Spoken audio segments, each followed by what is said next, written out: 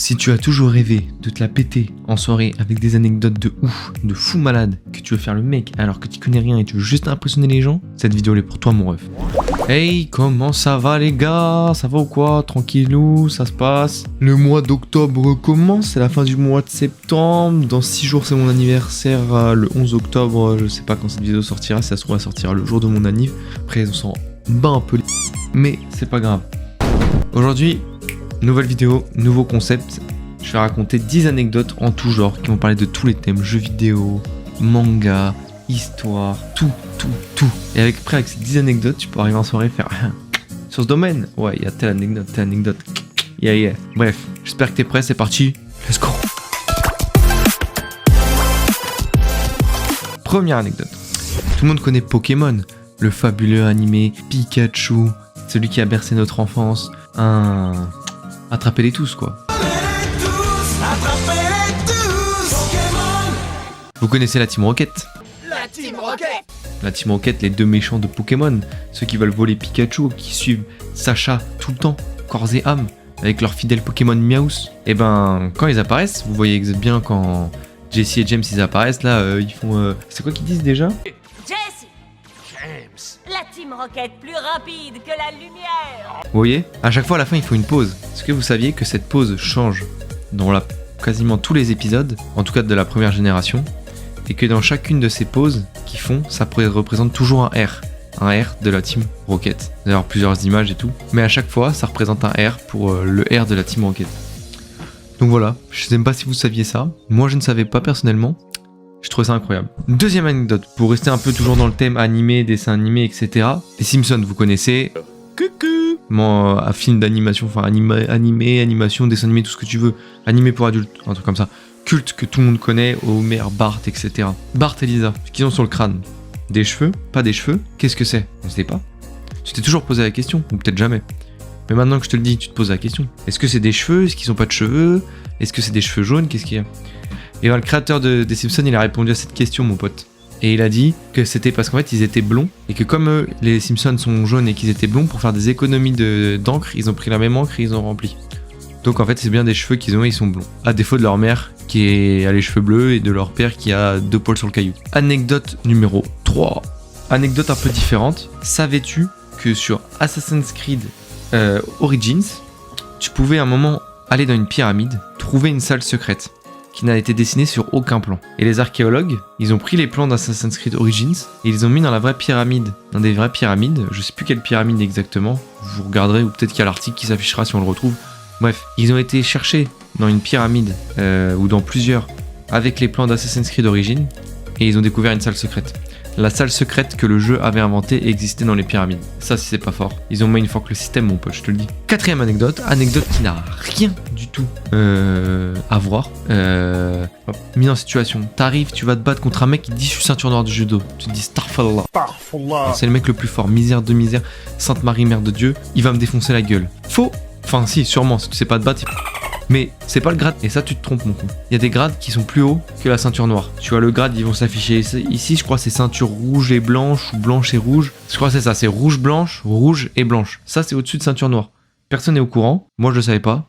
Mais du coup il y a un grade au-dessus de ceinture noire. Si un jour tu tombes sur un mec calé de judo, normalement il est censé savoir ça. Tu peux direct savoir si c'est un vrai ou pas. Anecdote numéro 5 je crois, ou je sais plus trop combien.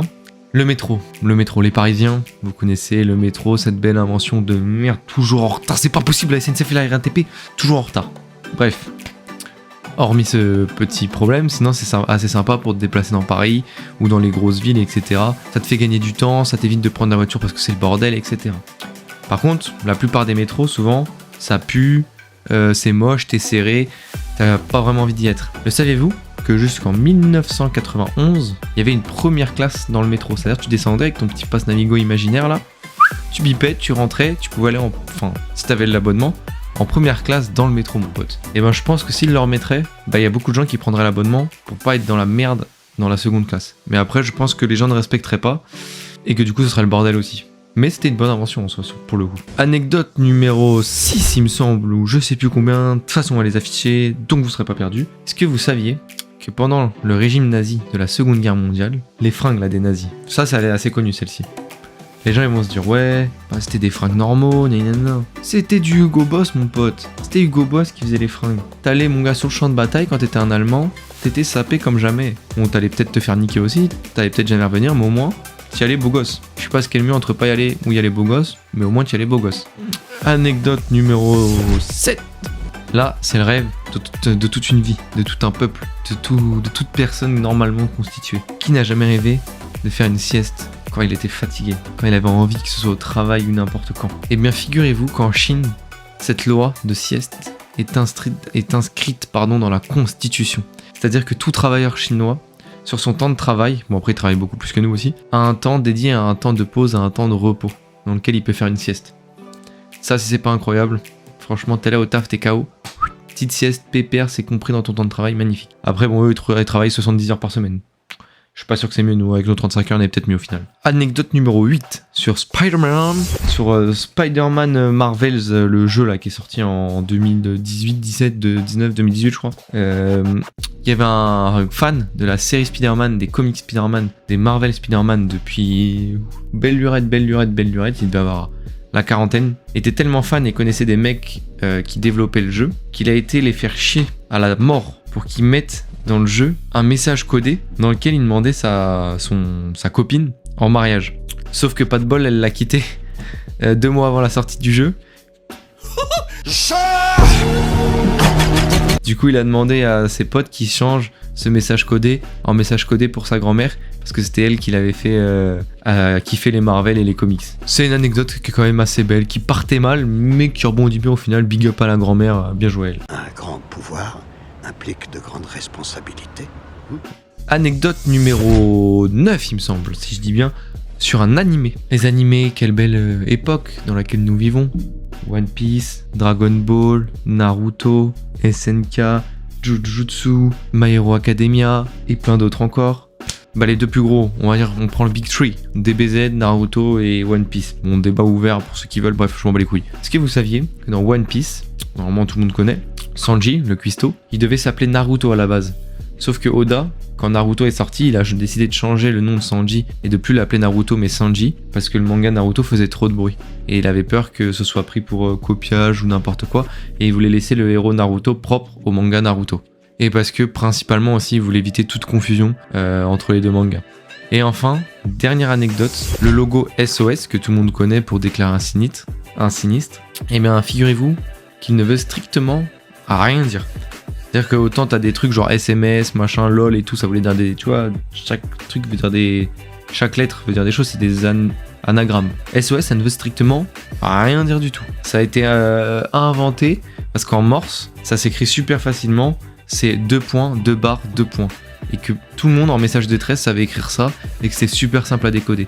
Ce qui a donné ces lettres-là. Après, tu as eu des déclinaisons qui ont été faites où on a voulu donner une signification à chaque lettre, du style Save our ship, je crois, ou un truc comme ça, qui veut dire sauver votre navire, sauver notre navire, ou Save our souls, qui veut dire sauver nos âmes. Mais à la base, ça n'a pas du tout été pensé comme ça. C'était juste super simple à taper, 2 points, 2 barres, 2 points pour dire SOS. Voilà, c'est tout. Ça ne veut strictement rien dire. Voilà. Fin de la vidéo, fin des 10 anecdotes. J'espère que vous aurez appris des choses, il y en a certaines qui étaient connues.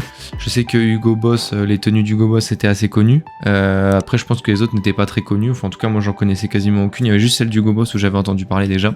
J'espère que ça vous a plu. Si t'as kiffé, n'hésite pas, petit like, petit commentaire, tu t'abonnes. Ça fait plaisir. Moi, je vous dis à bientôt sur Twitch. Il va s'afficher ici. On est en stream quasiment tous les soirs. On vient, on rigole, on tchatche, tatati tatata. Et sinon, sur une prochaine vidéo, mardi prochain, normalement. Puis voilà. À plus, les mecs.